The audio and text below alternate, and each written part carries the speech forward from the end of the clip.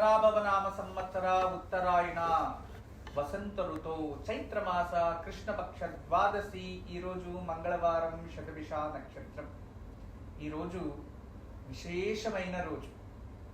ఈరోజు సౌరమాన యుగాది. మనకి ఉగాది, చంద్రమాన ఉగాదిని మనం ఆచరించాం. అయితే అంతే శ్రేష్టమైన రోజు సౌరమాన ఉగాది. సూర్యుడు ఈ రోజు నుంచి మేషరాశిలోకి ప్రవేశం చేస్తున్నాడు. అనగా సూర్య సిద్ధాంతం ప్రకారం పరిపూర్ణమైన భూమి సూర్యుని చుట్టూ కంప్లీట్లీ సూర్య సిద్ధాంతం ప్రకారం ఈ రోజుకి ఒక సంవత్సరం అవుతుంది. ఇక ప్రకృతిలో చాలా మార్పు వస్తుంది. ప్రకృతిలో ఈ రోజు నుంచి చాలా మార్పు అనేది వస్తుంది. సూర్యుడు మేషరాశిలోకి ప్రవేశం చేస్తున్నాడు. ఎండలు అధికంగా సృష్టి అవుతాయి. అదే విధానంగా చెట్లలో ఆకులు ఇవన్నీ కూడా సృష్టి అధికంగా ఉంటాయి. చాలా వేగంగా సృష్టి అనేది కూడా పెరుగుతూ ఉంటుంది. ఒక్క మాసం ఈ ఒక సూర్యుడు ఉచ్చ స్థానంలో ఉన్న స్థితిలో మనం ఎటువంటి పూజ ఆచరించినా అవన్నీ కూడా యథేచ్ఛమైన ప్రతిఫలాలు ఇస్తాయి అని కూడా జ్యోతిష శాస్త్ర నమ్మకం. సూర్య సిద్ధాంతం ప్రకారం ఈ రోజు నుంచి అన్ని శుభకార్యాలు ప్రారంభం. అనగా మనకి ఉగాది రోజు చంద్రమాన రీత్యా ఆ రోజు ముహూర్త సిద్ధాంతం ప్రకారం ఆ రోజు బ్రహ్మ ముహూర్తమే ఆ రోజంతా. తర్వాత అప్పటి నుంచి ఇప్పటి వరకు మనం చూస్తే ముహూర్తాలు ఉండవు. అంటే వివాహ ముహూర్తాలు, బ్రహ్మోపదేశ ముహూర్తాలు ఇటువంటివి అత్యంత శుభకరమైన ముహూర్తాలు లేదు. ఒక మాసం అంటే మీనమాసంలో ఉన్నప్పుడు సూర్యుడు అనగా సూర్యుడు మీన రాశిలో ఉంటే అది మీనమాసం. ఆ మీనమాసంలో ఎటువంటి ముహూర్తాలు నిర్ణయించకూడదు అనేది జ్యోతిష శాస్త్రం. అందువలన మనకి ఇన్ని రోజులు ఎటువంటి ముహూర్తాలు లేదు. ప్రాయశ్చిత్తాలు కొందరు ఆచరిస్తుంటారో అవి ఆచరించవచ్చు. శాంతి కర్మలు, ప్రాయశ్చిత్తాలు మాత్రం. కానీ శుభ సమారంభాలు, శుభకార్యాలు అనే వాటివి ఆచరించకూడదు అని విశేషం. అయితే ఈ రోజు నుంచి అన్ని శుభకార్యాలు, వివాహాలు, బ్రహ్మోపదేశాలు ఇవన్నీ ప్రారంభమవుతాయి. అయితే ఈరోజు విశేషమైన పుణ్యకాలం. అంటే ఈరోజు మేష సంక్రమణం. సూర్యుడు మేషరాశిలోకి ప్రవేశం చేశారు. ఈరోజు మహాపుణ్య పర్వదినం అనే జ్యోతిష శాస్త్రం. ఈరోజు నక్షత్రం శతభిష నక్షత్రం. వరుణుడు అధిపతి. వరుణుడికి ఋగ్వేదంలో విశేషంగా మిత్రవరుణాయ నమః అంటూ ఉంటారు.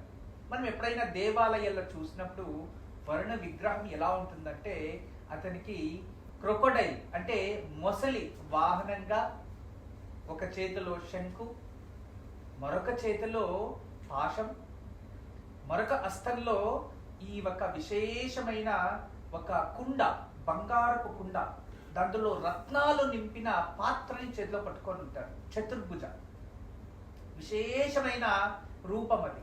అంటే మహాలక్ష్మి చేతిలో కూడా ఈ ఒక కుండను మనం చూడొచ్చు. అదే విధానంగా వరుణుడు చేతిలో కూడా అదే ఉంటుంది. వరుణుడు జన్మించిన వృత్తాంతాన్ని వింటే ఇది చాలా అద్భుతం. కానీ నిదానంగా అతను ఈ ఇంద్రాధిపత్యంలోకి అంటే ఇంద్రుడి ఆధీనంలో, ప్రజాపతి బ్రహ్మ ఆధీనంలో వెళ్ళిపోతారు. ఇది చాలా విశేషం. ఈరోజు మనము ఓం వరుణాయ నమః అనే నామాన్ని జపించాలి. వరుణుడు జలానికి, సముద్రంపై ఉన్న అలలకి, సముద్రంలో ఉన్న కీటాలకి, అంతేకాకుండా మత్స్యకారకులకి, మత్స్యరంగానికి, ఇవన్నిటికి కూడా ఆయన అధిపతి.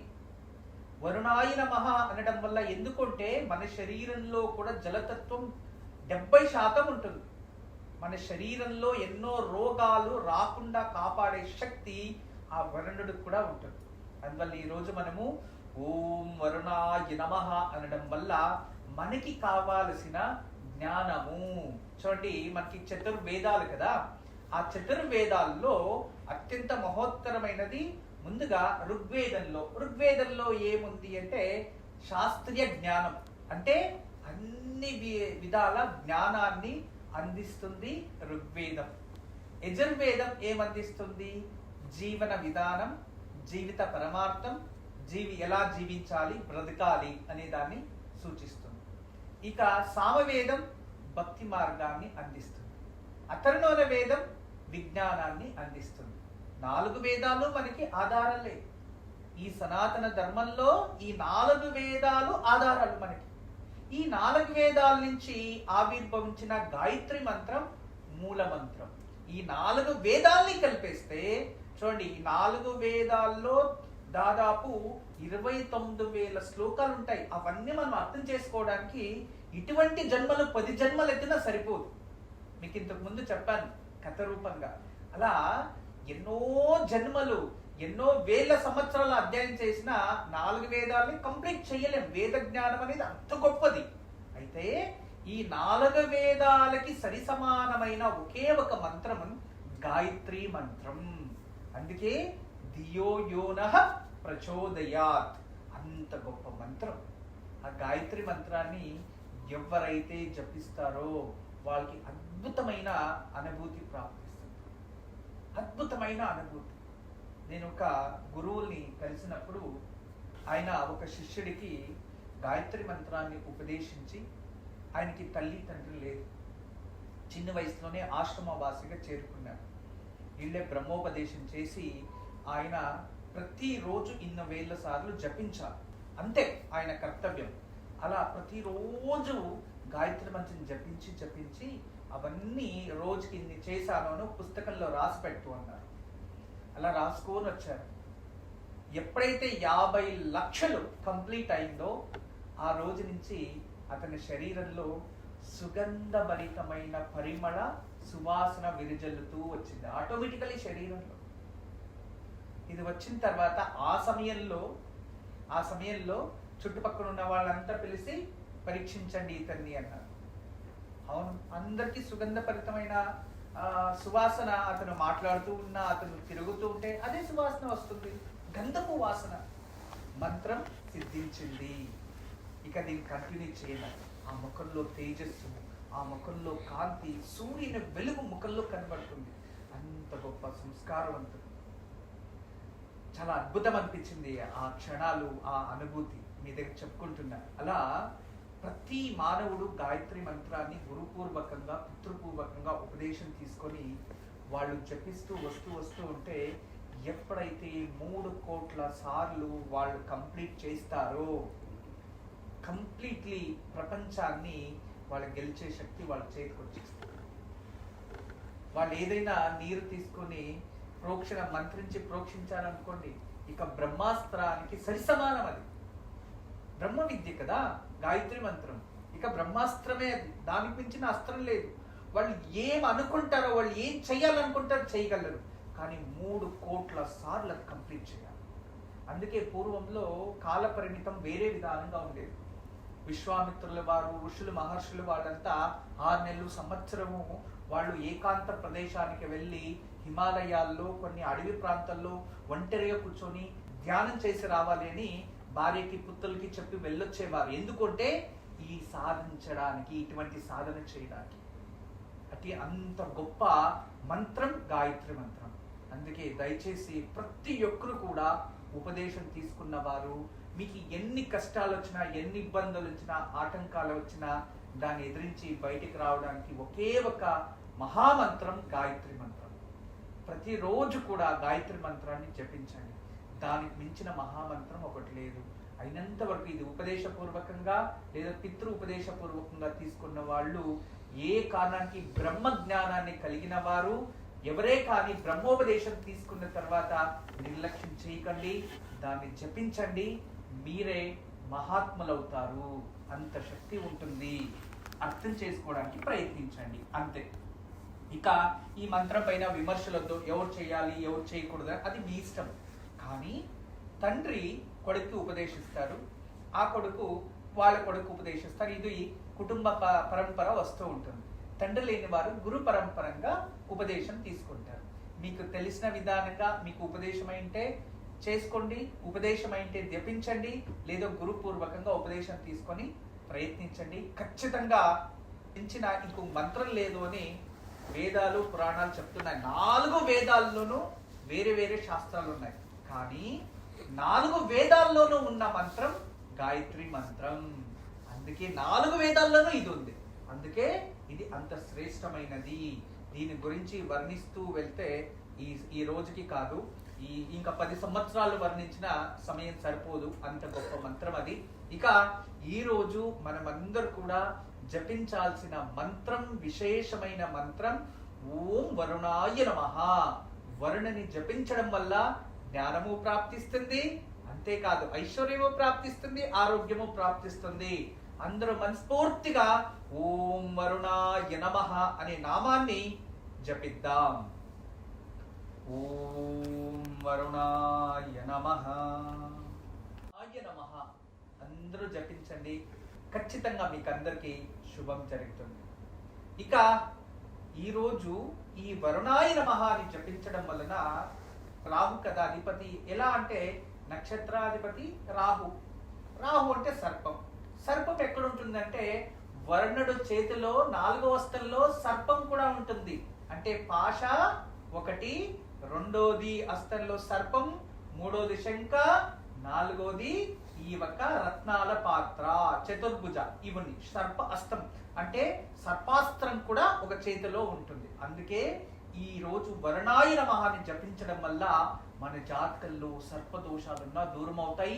ఈ రోజు ప్రత్యేక మంగళవారం కాబట్టి ఖచ్చితంగా జపించండి.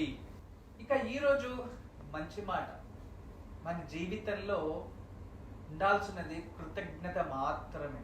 చూడండి, మీలో కృతజ్ఞత లేదు అనుకుంటే ఖచ్చితంగా మీలో భగవంతుడు అనుగ్రహం లేదు అని అర్థం.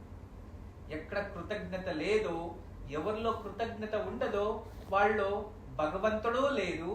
2వది ప్రకృతి కూడా మీకు విరుద్ధంగానే ఉంటుంది.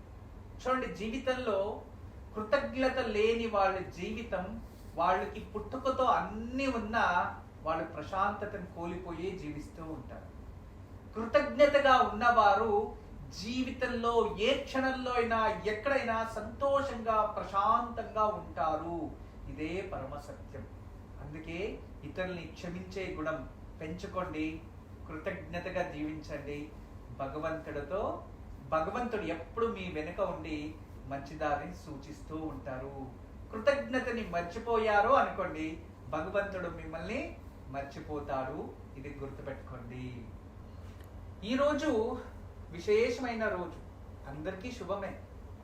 అశ్విని మక మూలా నక్షత్రం వారికి సాధక తార, భరణి పుబ్బ పూర్వాషాఢ నక్షత్రం వారికి ప్రత్యక్ తార, కృతిక ఉత్తరాషాఢ నక్షత్రం వారికి క్షేమ తార, రోహిణి అష్టాశ్రవణ నక్షత్రం వారికి విపత్ తార, మృగశిర చిత్త ధనిష్ట నక్షత్రం వారికి సంపద తార, ఆరిద్ర స్వాతి శతభిష నక్షత్రం వారికి జన్మ తార. ఈ రోజు పునర్వసు విశాఖ పూర్వ భాద్రపద నక్షత్రం వారికి పరమ మిత్ర తార, పుష్య అనురాధ ఉత్తరా భాద్రపద నక్షత్రం వారికి మిత్ర తార, ఆశ్లేష జ్యేష్ఠ రేవతి నక్షత్రం వారికి నైదన తార. ఇదే ఈ రోజు తారాబలం.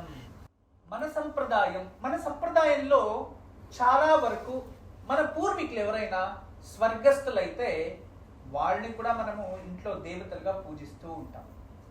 చాలా మంది నన్ను అడుగుతూ ఉన్నారు, దేవతలు దేవుడి గదిలో అలంకరించి పూజ చేస్తూ ఉంటాం, అక్కడ పితృదేవతల ఫోటోల్ని పెట్టచ్చా అని అడుగుతూ ఉన్నారు.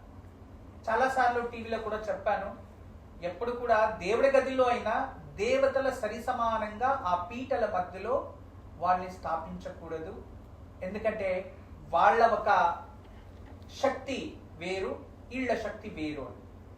అదే విధానంగా ఈ ఒక చర్చ వచ్చినప్పుడు చాలా మంది నన్ను అడిగారు, అందరికన్నా గొప్ప దేవతల కన్నా గొప్ప స్థానంలో ఉండేది మాతృ పితృమూర్తి మాత్రమే కదా, వాళ్ళు అక్కడ ఎందుకు ఉండకూడదు అని కూడా ప్రశ్న వేశారు. నిజంగా రోజు వాళ్ళని వాళ్ళు జీవించి ఉండే సమయంలో రోజు వాళ్ళ పాద పూజ చేసింటే వేరే పూజలు యజ్ఞ యాగాదులు కోటి యజ్ఞ యాగాదులకి సరి సమానం. అది మరొక డౌటే లేదు. కానీ వాళ్ళు స్వర్గస్థులు, అందువలన వాళ్ళకి దక్షిణాధిపత్యం వాళ్ళకు ఉంటుంది. కాబట్టి వాళ్ళ దేవతలు ఎప్పుడు కూడా పూర్వము పశ్చిమ ముఖమే ఎక్కువ చూస్తూ ఉంటారు. వాళ్ళు దక్షిణ నుంచి ఉత్తరాభిముఖం పెడతారు. అంటే దక్షిణ దిశకి వాళ్ళ అధిపతులు, ఉత్తర ద్వారం వాళ్ళ ప్రవేశం. కానీ దేవుడి గది పూజా మందిరం అలా ఉండదు కదా, అందుకే వాళ్ళని వాళ్ళ మధ్యలో పెట్టకూడదు అని శాస్త్రం. వాళ్ళు దక్షిణ గోడకి ఉండాలి, ఎప్పుడు దక్షిణం నుంచి ఉత్తరం వైపు వాళ్ళ ఫోటో చూస్తూ ఉండాలి ఇంట్లో స్వర్గస్థులైన వాళ్ళని. కానీ ఒక శాస్త్ర రీతిలో ఒక పుస్తకంలో విశేషంగా దేవతలు మరియు పితృదేవతలు ఒక చోటు నివాసించకూడదు, అంటే దేవుడి గదిలో ఉండకూడదు, ప్రత్యేకంగా వాళ్ళని ఎక్కడైనా పెట్టచ్చు, ప్రాబ్లం లేదు, దేవుడి గదిలోనే ఉండకూడదు అని కూడా ఉంది. కానీ నేను మీకు తెలియచేస్తున్నాను, మీరు దేవుడి గది బయట లేదా హాల్లో ఎక్కడైనా సరే ఇంటికి దక్షిణ దిశలో ఉన్న గోడకి వాళ్ళని ఫోటో పెట్టి మీరు ఏ పూజలన్నా చెయ్యండి, తప్పులేదు. కానీ దేవుడి గది కలశాన్ని స్థాపించిన చోటు దేవుళ్ళ ముందు పూర్వాభిముఖం పశ్చిమాభిముఖం ఉంటుంది కాబట్టి అక్కడ వాళ్ళకి స్థానం లేదు. దేవతల స్థానంలో దేవతలు, పితృస్థానంలో పితృవులు ఉంటేనే అది శాస్త్రీయం. అందువల్ల దయచేసి అందరూ దీన్ని అర్థం చేసుకోండి.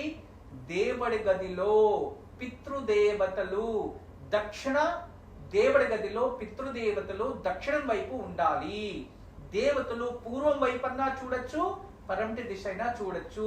కానీ గురుస్థానం మాత్రం వాళ్ళు దేవుడు బ్రహ్మస్థానంలో కూడా పెట్టుకోవచ్చు, దీనికి ఎటువంటి సందేహం లేదు. అయితే శాస్త్రీయ రీత్యా ఇలాగే ఉంటుంది, మీరు దాన్ని అనుసరించడం మంచిది. ఈరోజు దివ్య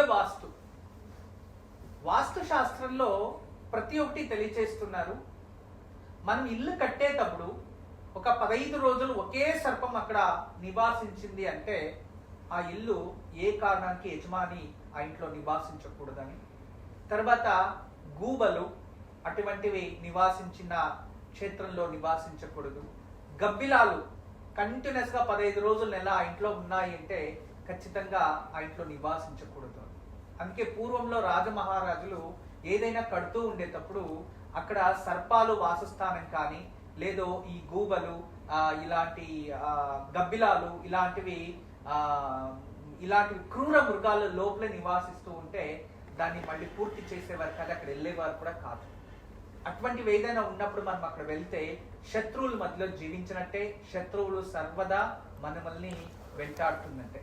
మీకేమైనా అలా ఇప్పుడు ఉన్న ఇంట్లో శత్రువుల నుంచి మేము ఇబ్బంది పడుతున్నాము, శత్రు భయం అనిపిస్తుంది, ఎవరి నుంచైనా మాకు ఏదైనా అపకారాలు అపవాదాలు రావచ్చు, ఏదో తెలియని శత్రు భీతి ఉంది అంటే ఖచ్చితంగా ఆ ఇంట్లో శల్య వస్తువులు ఏదైనా ఉంటాయి అని అర్థం. అందువల్ల అటువంటి సమయంలో శల్య వస్తువులు ఎక్కడున్నాయో మనకు తెలియదు. అందుకే శ్రీవాస్తు యంత్రాన్ని ఆ ఇంట్లో పెట్టుకోవడం వలన అటువంటి శత్రుభయ భీతి మనం ఏదైనా సైకలాజికల్ గా అనుభవిస్తూ ఉన్నా అది శమనం అవుతుంది. అటువంటి వాటి నుంచి రక్షణ కూడా అది ఇస్తుంది. రేపు విశేషమైన నక్షత్రం, గురువు అధిపతి. అందువలన రేపు మీరు ఉదయాన్నే దగ్గరలో ఎక్కడైనా మేడి చెట్టు ఉంటే మేడి చెట్టు ఆకులు 2 మేడి పళ్ళు ఈ కాలంలో వదులుతాయి. ఆ మేడి పళ్ళు తెచ్చి మేడి చెట్టు ఆకుపై ఆ పండుని బాగా నొక్కి దాన్ని చక్కగా పల్చగా చేసి దానిపై ఒక ప్రమిద పెట్టి నెయ్యి పోసి అలా 2 దీపాలు ఇంట్లోనే వెలిగించాలి. కులదేవత ముందు కానీ గురువు ముందు కానీ అలా వెలిగించి ఇంట్లో వివాహాలు ఎవరికైతే జరగాలనుకుంటున్నారో వాళ్ళకి సంకల్పం చేయండి. ఖచ్చితంగా ఇది వెలిగించిన 3 మాసాల్లో వివాహం నిశ్చయం అవుతుంది. ఖచ్చితం భక్తిపూర్వకంగా నమ్మకంగా ఆచరించండి. ఈరోజు విశేషమైన రోజు. ఈరోజు మధ్యాహ్నం 3 గంటల లోపు మీరు ఎక్కడైనా గోవులకి గోగ్రాసం ఇవ్వడం, నీరు ఇవ్వడం, వాటికి ఏదైనా పాలకూర ఆకుకూరలు తినబెట్టడం, దగ్గరలో గోశాల ఏదైనా ఉంటే గోవుని దర్శనం చేసుకొని రావడం, వాటికి డొనేషన్ ఇవ్వడం, ఇలాంటివి చేయొచ్చు. ఎందుకంటే ఈరోజు మేష సంక్రమణం, చాలా పుణ్యఫలం ప్రాప్తిస్తుంది. మరియు సౌరమాన యుగాది కూడా. ఈ రోజు సాయంత్రం మహావిష్ణు ముందు బెల్లంపై నెయ్యి దీపం వెలిగించి లక్ష్మీనారాయణ హృదయ స్తోత్రం చదువుకోవడం కానీ లక్ష్మీనారాయణ నామమంత్రాన్ని జపించడం కానీ చేస్తే కుటుంబంలో సఖ్యత, లక్ష్మీనారాయణ అనుగ్రహం వల్ల కుటుంబంలో ప్రశాంతత అనేది ఏర్పడుతుంది. ఇదిగో మీ ముందు కనబడుతుంది, దీని పేరు శ్రీవాస్తు యంత్రం అని. ఇది చాలా రోజులు చాలా కష్టపడి చాలా ఆలోచించి దీర్ఘంగా ఏదైనా ఇంట్లో ఒక పాజిటివ్ ఎనర్జీ, కాస్మిక్ ఎనర్జీని క్రియేట్ చేసే ఒక ట్రయాంగిల్, అంటే ఇలా దీనికే ఒక రేఖాగణితలో మీకు అందరికీ తెలుసు, రేఖాగణిత శాస్త్రంలో దీనికి ఈ రేఖలు ఇలా కలిస్తే ఒక ఎనర్జీ ఉంటుంది. తర్వాత ఇలాంటి రేఖ చూసుకోండి, ఇది ఒక రేఖ మనకి ట్రయాంగిల్ షేప్లో ఉంది చూడండి. ఇదే ట్రయాంగిల్ని ఇలా కలిపితే చూసారా, ఇలా ట్రయాంగిల్ని రెండు కలిపేస్తే ఒక చక్రంగా మారింది. ఇప్పుడే కానీ వీధిపోటు ఇలాంటిది ఏదైనా ఉన్నప్పుడు ఇక నుండి ఆ వీధిపోటుకి ఆపోజిట్ మనకి ఏదైతే ఉంటుందో కాంపౌండ్ వాల్ కావచ్చు, ఇంటి గోడ కావచ్చు, అది వీధిపోటు అనేది తూర్పు ఉండొచ్చు, లేదు అంటే దక్షిణం ఉండొచ్చు, పరమట ఉండొచ్చు, ఉత్తరం ఉండొచ్చు, ఏ కార్నర్లో అయినా సరే ఆ ఒక వీధిపోటుకి ఆపోజిట్ మనము ఒక ఇంటికి మేక కొట్టి, ఆ కాంపౌండ్ కానీ ఇంటికి కానీ మేక కొట్టి దీన్ని తగిలించాలంతే. దీన్ని తగిలించేస్తే చాలు. ఏ నెగిటివ్ ఎనర్జీ అయినా ఇలా పడి ఈ నెగిటివ్ ఎనర్జీస్ని అలాగే బయట తోసేస్తుంది. ఈ షేప్స్ చూడండి, ఇది 9 ఉంటాయి, 1 2 3 4 5 6 7 8 9 9 ఉంటాయి. ఇవి 9 ఇవి పాజిటివ్ ఎనర్జీని మాత్రం ఇది అట్రాక్ట్ చేసుకుంటుంది, నెగిటివ్ ఎనర్జీని అలాగే బయటికి తోసేస్తుంది. అలా తయారు చేసాం. అందుకే ఇక్కడ 9 విధానంగా 9 చక్రాలు వేసి దీన్ని ఒక విశేషంగా సైంటిఫిక్ పిరమిడ్గా తయారు చేసాము. అందుకే దీన్ని జస్ట్ మన ఇంట్లో మేకు కొట్టి తగిలిస్తే చాలు, ఇంట్లో ఎటువంటి దోషం ఉన్నా దూరం అయిపోతుంది. మీ ఇంట్లో ఎటువంటి వాస్తు దోషం ఉంది అని ఎవరైనా చెప్తే ఇక భయపడకండి. వాస్తు దోషం ఉంది అని ఎవరు చెప్పినా భయపడాల్సిన అవసరం లేదు. వాస్తు దోషం ఉంది అని ఇల్లు ఖాళీ చేసే అవసరం లేదు. వాస్తు దోషం ఉంది అని ఒక కాంపౌండ్ కొట్టేది, దబ్బేయడము, ఇల్లు దబ్బేయడం అలాంటిది అవసరం లేదు. ఎక్కడైతే వాస్తు దోషం ఉంది, ఏ గోడకు వాస్తు దోషం ఉంది, ఏ వీధి పోటుకి వాస్తు దోషం ఉందో అక్కడ మేకు కొట్టి దీన్ని ఒకటి తగిలించండి. ఇది ఒక పాజిటివ్ ఎనర్జీ క్రియేట్ చేసే అద్భుతమైన శ్రీవాస్తు యంత్రం.